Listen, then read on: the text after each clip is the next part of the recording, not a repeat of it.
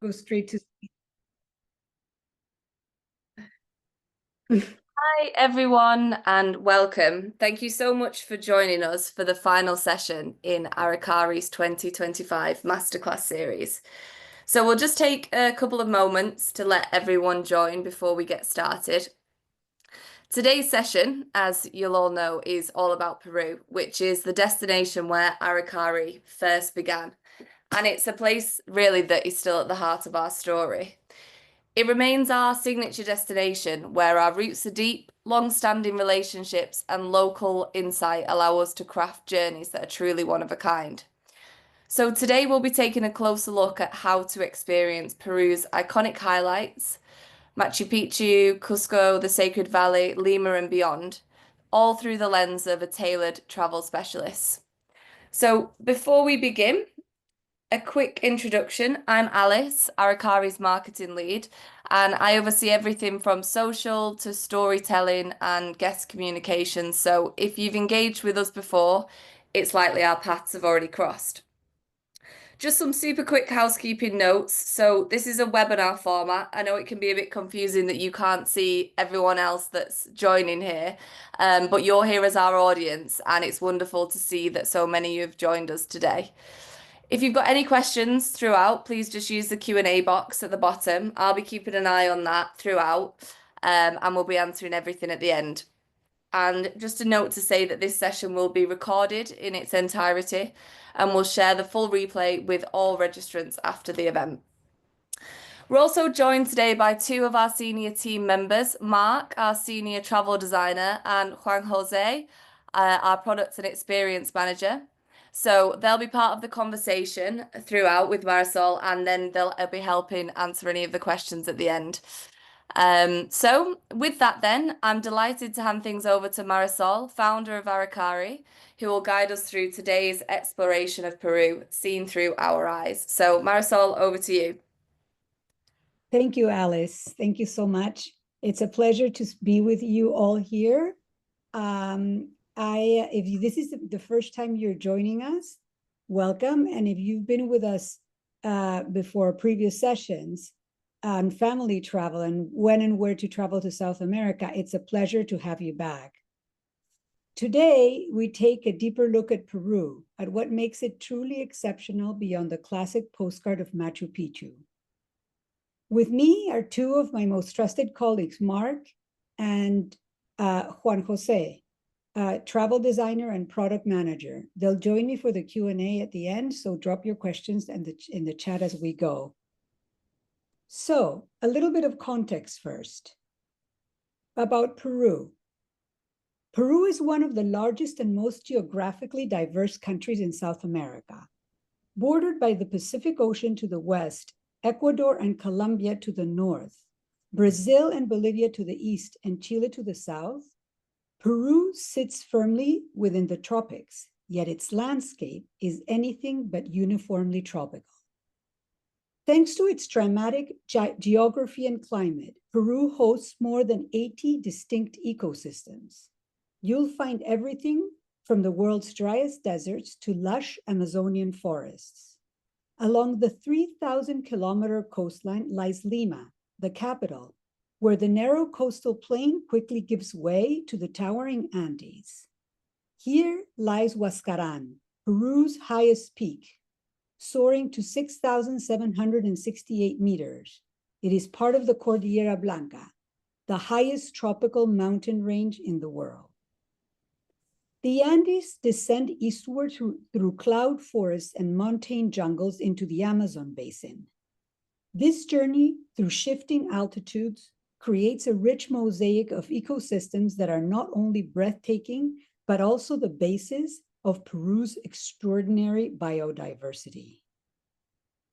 Peru is the birthplace of civilization in the Americas, with archaeological evidence from as early as 5,000 BC. Today, the country has a population of around 37 million, yet much of it remains sparsely populated. Over 60% of Peru's territory is Amazon rainforest, home to dozens of indigenous communities, each with their own language, culture, and traditions. This striking physical and cultural diversity is the foundation of what makes Peru so magical to explore. So, let's begin with the obvious. Machu Picchu is spectacular. Its grandeur, perched high in the cloud forest, more than lives up to expectation, and it is rightly sits atop many travelers' bucket lists. Known as the lost city of the Incas, it was never discovered by the Spanish conquistadors and remains an enigma to this day. Was it a royal estate, a spiritual retreat, an astronomical observatory? Possibly all of the above. It's a place of awe and absolutely worth visiting. But Peru is so much more than this singular site. Surrounding the ancient capital of Cusco are dozens of lesser-known archaeological treasures, including royal estates, agricultural testing grounds, observatories, and temples. Sites like Ollantaytambo, Pisac, and Moray can be explored on foot, by bike, or even by vehicle, each set in breathtaking Andean scenery. The ancient Peruvians, in particular the Incas, accomplished a great deal, but possibly one of the marvels of the Inca civilization is their mastery of geography, building cities, temples, and estates in the most improbable locations. And they built a network of roads stretching from Colombia to northern Chile, crisscrossing their empire, and many leading to important sites, such as the Inca Trail to Machu Picchu. But there are others only reachable by foot, the impressive site of Choquequirao, perched high overlooking the Apurimac Canyon. Also called Machu Picchu's lesser visited sister city, it is only reachable by challenging multi-day trek. In the north, you'll find the massive mountaintop fortress of Cuela, built by the Chachapoya, as well as a myriad of other sites, many of them burial sites on ridges overlooking valleys. And then there's the Moche route, with its vast adobe pyramids, such as Huaca de la Luna and Huaca Prieta, built by the Moche people between 100 and 800 AD.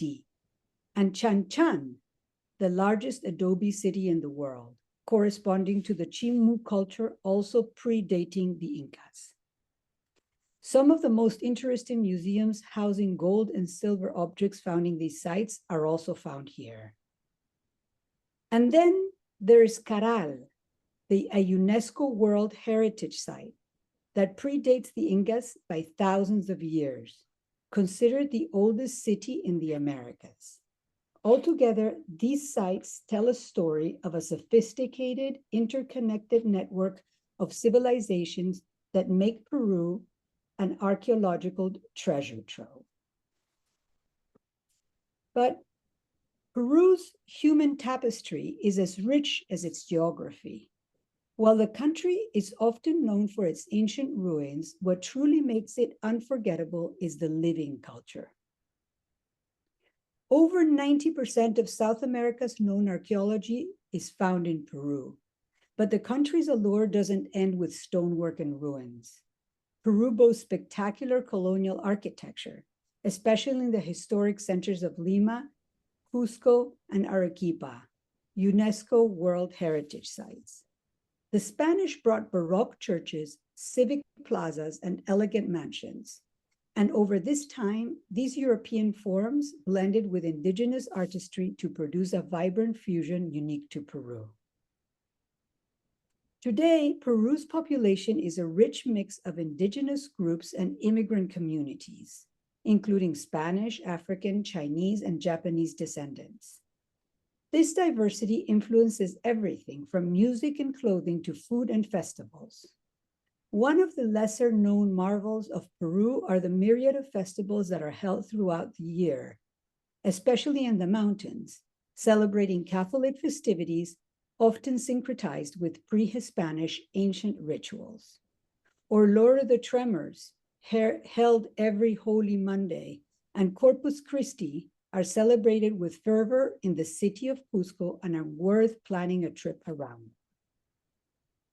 Peruvian cuisine in particular is a world unto itself, drawing on coastal, Andean, and Amazonian ingredients and shaped by centuries of fusion, it's no wonder that Lima has become one of the global capitals of gastronomy. And it is not just about fine dining in Peru. Even a humble market stall can serve a world-class dish. At Aracari, we specialize in crafting deeply personal journeys that go far beyond the typical tourist path. From the beginning, nearly 30 years ago, our mission has been to promote Peru's cultural and natural richness through high-quality, low-impact travel. Over the years, we've cultivated long-standing relationships with historians, archaeologists, artists, chefs, and community leaders, people who open their doors and hearts to our guests. These partnerships allow us to provide intimate insider experiences that are otherwise inaccessible. This could mean visiting a private colonial mansion for lunch with its owner, joining a textile master in a Sacred Valley weaving community, or accessing a site or museum before it opens to the public or after visiting hours. Even for the classic destinations, we create space and privacy. At Machu Picchu, for example, we will suggest visits during less popular times or alternative treks that deliver the grandeur without the crowds. Every journey is curated with a balance of insight, beauty, and ease. One of the greatest joys of traveling in Peru is how seamlessly adventure, culture, and gastronomy can be woven together. Imagine a morning spent on an Inca site, followed by a hands-on ceramic class in a traditional workshop, then a leisurely evening meal prepared by a private chef in a hacienda surrounded by Andean peaks. Peru is an internationally celebrated culinary destination, and Lima stands at its heart. With restaurants like Central, Maido, and Joya consistently ranking amongst the world's best, gastronomy is an essential part of any itinerary. But our food experiences will extend well beyond the top lists. We introduce you to local producers, market vendors, organic farms, and home cooks who share stories along with their recipes. For hikers, Peru is a dream. Following the steps of ancient Peruvians along trails that crisscross the Andes offer extraordinary opportunities for adventure, exploring the geography and wildlife and ancient sites and ways of life. There are day hikes and multi-day treks along magical landscapes and remote villages, staying in tents or lodges. For active travelers, the Sacred Valley is an adventure playground. Whitewater rafting, hiking, mountain biking, and horse riding are all within easy reach of ancient ruins and village markets. Whether you want movement or stillness, indulgence or immersion, Peru always allows you to experience it all without compromise. Now, let's turn now to some of Peru's best kept secrets, all with lovely places to stay, intimate and carefully crafted. In the north, the region of Chachapoyas is home to the Gocta Falls, one of the tallest waterfalls in the world. Ancuela, a monumental fortress built by pre-Inca Chachapoya people. Lush and mystical, this area offers both natural wonder and archaeological intrigue. Travel south and you'll find the Colca Canyon, twice as deep as the Grand Canyon and an excellent place to witness Andean condors soaring across the sky. Nearby Arequipa, known as the White City, charms with its sillar stone architecture and rich culinary traditions. Along the northern coast, the Moche route reveals Peru's ancient desert civilizations. Visit the richly decorated Huaca de la Luna, then explore world-class museums in Trujillo and Lambayeque. And in case you are wondering, it is here where the newly appointed Pope has lived most of his life, in the city of Chiclayo, bang in the middle of the Moche route, and an area much renowned for its cuisine. In the southern coast, 3 hours drive from Lima, there are the enigmatic Nazca lines, only visible from special observation towers and best by air. And the Ballestas Islands, on the Paracas National Reserve, Peru's only marine reserve, where wildlife abounds. But there are lesser known experiences and attractions to be had, such as pisco tasting in a small exclusive pisco distillery and collecting scallops with a local fisherman and then eating them at the beach.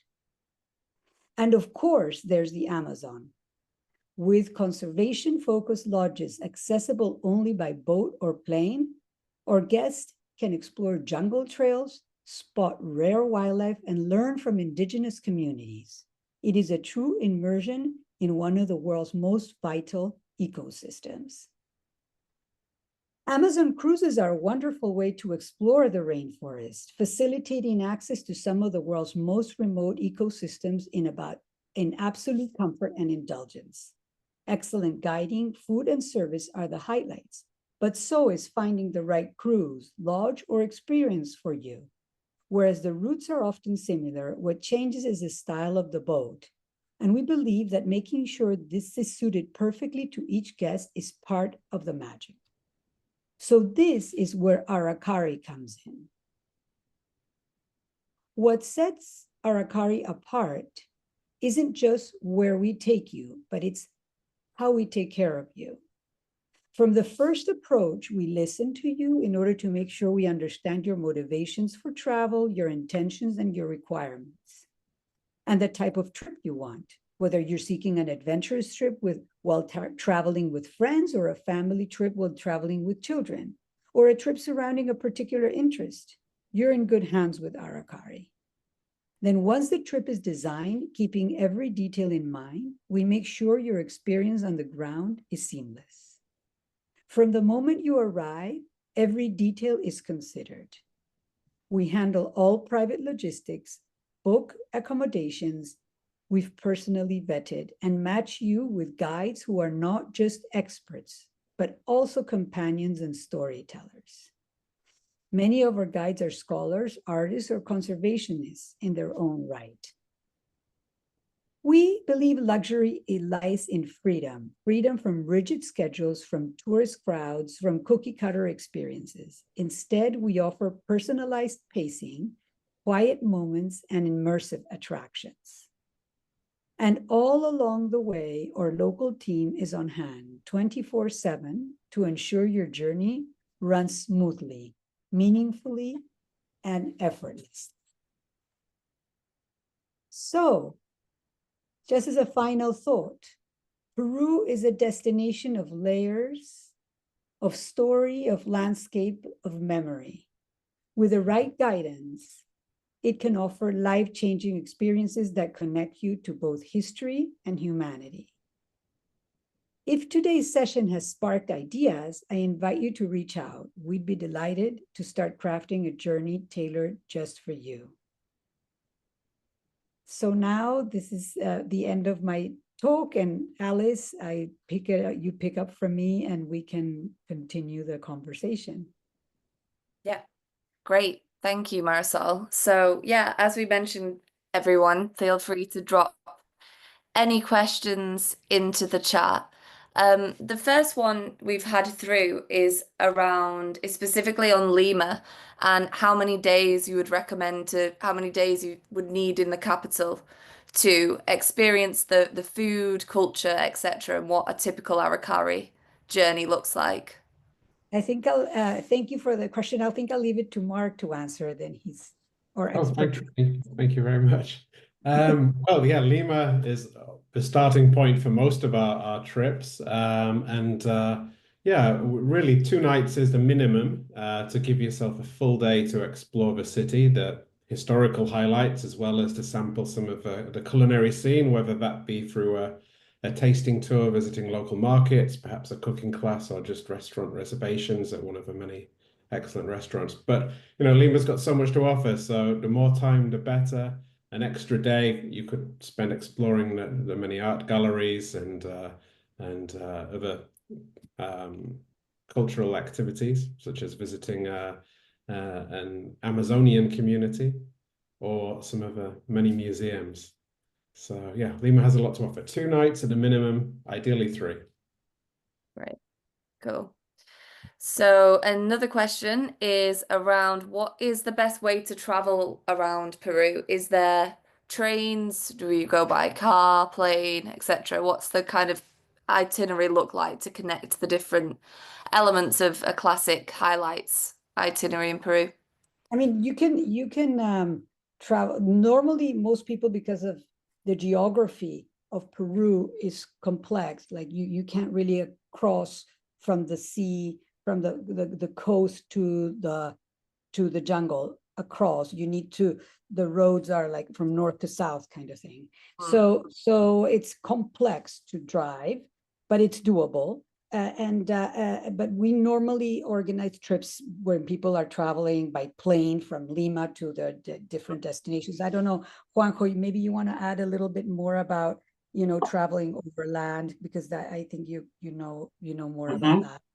Yeah, sure. Thanks. Well, Lima is like the hub for the whole of Peru. So any destination you wanna reach, you will have to pass through Lima by plane. So the best option is for if you wanna go south, which is Cusco and most of the highlights of Peru. That destination has more destinations that can be reached by train. For example, Lake Titicaca from Cusco and Arequipa from Lake Titicaca. So you could have like a flight from Lima to Cusco and then have some downtime visiting all the region and not taking a plane. And then also you can connect to the Amazon of Puerto Maldonado, the Amazon basin, by plane. No, so it's a good circuit to avoid a lot of flights. And then if you wanna go northern Peru to the Moche route or to the Iquitos, where we have the Amazon cruises, then you will fly back to Lima and then catch another flight to one of those destinations. So yeah, basically flights and trains and also road tripping through Cusco. Cool. And most flights from Lima are no more than what, an hour and a half. 1 hour and a half. Because Lima is in the center of the 3,000 kilometer coast, and Lima is kind of in the middle. So all the flights are between 1 hour and 1 hour and a half. Perfect. Yeah. Cool. Great. Okay, so a question specifically on hotels and in Cusco and the Sacred Valley, actually. So what are some of the top recommended hotels in Cusco, the Sacred Valley, for travelers looking for a blend of luxury, I guess, and then some cultural experience and authenticity? So Mark, maybe you want to answer the. Sure. Yeah, in the Cusco area, there's many fantastic properties. We like a lot of the ones which are locally owned or family owned, such as Sole Luna in the Sacred Valley, as well as Incatera La Casona, for example, in Cusco City, which is right next door to the new Casa Clara, which is a fantastic hotel as well. So lots of places with lots of charm and authenticity and locally owned. So they would be our favorites, as well as the more traditional. Yeah. There are throughout Peru, there are like not throughout, but certainly in the more best visited areas like Cusco, Machu Picchu, Arequipa, Lake Titicaca, Lima, there are very upscale hotels and some hotels for like chains or collections that are more, well known worldwide, like Belmont. But we always kind of prefer the more vernacular and sort of authentic kind of properties. That's what Mark has mentioned. Yeah, cool. So, and a question interestingly here about hiking now. So I think I've got this right, Hope, that you've asked this question. But so in regards to hiking, not the Inca Trail, but other hikes at a higher elevation, where would clients stay on a hike other than the Inca Trail, I guess, that's at a higher elevation?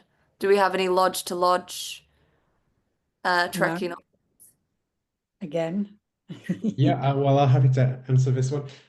So other treks, there are obviously many different possibilities with camping, and we do camping of all different standards, very comfortable, fully supported, with guides and porters and everything to make it as comfortable as possible. And there are also lodge to lodge treks, so that could either incorporate Machu Picchu, for example, along the Salcantay Trek, which is a popular alternative to the Inca Trail, or to the south of Cusco. There are some fantastic lodge-to-lodge hikes, which I've done myself, taking in Rainbow Mountain, which is a very popular highlight of the Cusco area, and the Ausangate massive mountain range, which is to the south of Cusco. So yeah, lodges or camping. Yeah, the everything in Peru in general, when you go hiking, is very high, quite high altitude. So you need to acclimate to altitude before you start hiking. So you have to, if you do a 5-day trek, you need to think about 3 days prior of visiting and sightseeing, so you acclimate to altitude, because they're quite almost, because everything is very high altitude. Some of them more than others, no? Some of them are consistently at high altitude, others are gradual and they go up and down. Mm. And then there's another part of Peru in the north, the one I was mentioned in the presentation, which is the Cordillera Blanca, which is more for mountaineers and hardcore hikers and trekkers. But again, it's very possible to do magnificent hiking there as well. Oh, that is based on either one lodge where you can do hikes every day based on that lodge in particular, or you can go and with tents and do a circuit with tents where everything is outfitted always. Yeah, so, but I mean, it's an amazing place to trek in Peru. I would also add that if accommodation is important, then there's also many fantastic day hikes to higher elevations, which are possible from the Sacred Valley in Cusco, where you can spend a whole day out in the mountains and return to the comfort of your hotel at the end of the day. So yeah, that's an exactly. option too. Cool. Okay, so another question is around, so I think we've talked obviously a lot about the iconic highlights in the presentation, but someone's asking here around what would we say as experts, you guys, the panel, say as experts, feels like the next must-visit destination in Peru for travelers looking to go beyond the traditional highlights? What feels like it's maybe it's kind of just becoming into, public awareness, but somewhere that you think is go now before people really catch on? I think Juanjo should answer that. Yeah, I think, and I believe Marisol will agree with me. Northern Andes in Peru, which is Chachapoyas, and Cuelap, which she showed before in the presentation, and Gocta waterfall.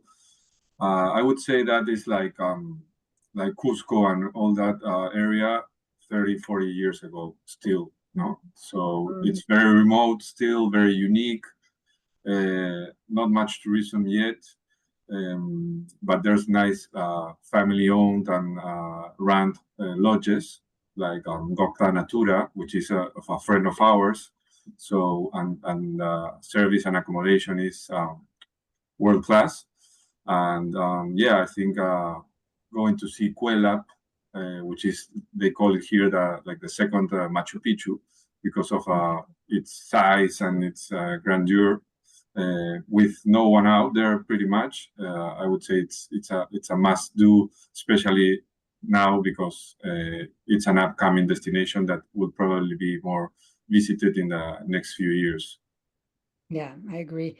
If you decide to go to Chachapoyas, you really need to allocate 5 or 6 days in addition to visiting the Sacred Valley and Cusco, because you would need to come back to Lima to catch a flight to take you there. And then once there, there's a nice area where you can drive and see places, but they're not close that close to each other, and the roads are not great. So you need to allocate a bit of time, but it is a fascinating area, and I would highly recommend. We've been organizing trips to Chachapoyas for many years already, and only now people are starting to catch on, which is very exciting. And it's not so high as other destinations in Peru.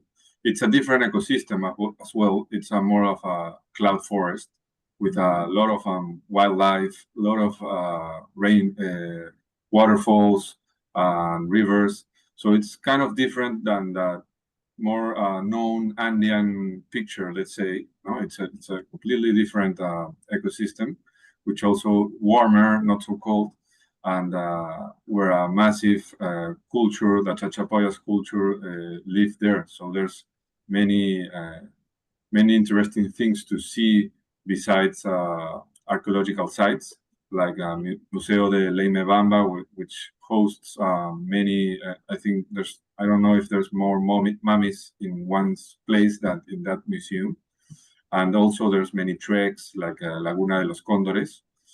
So yeah, I think it's I love it there, and everybody should see this destination.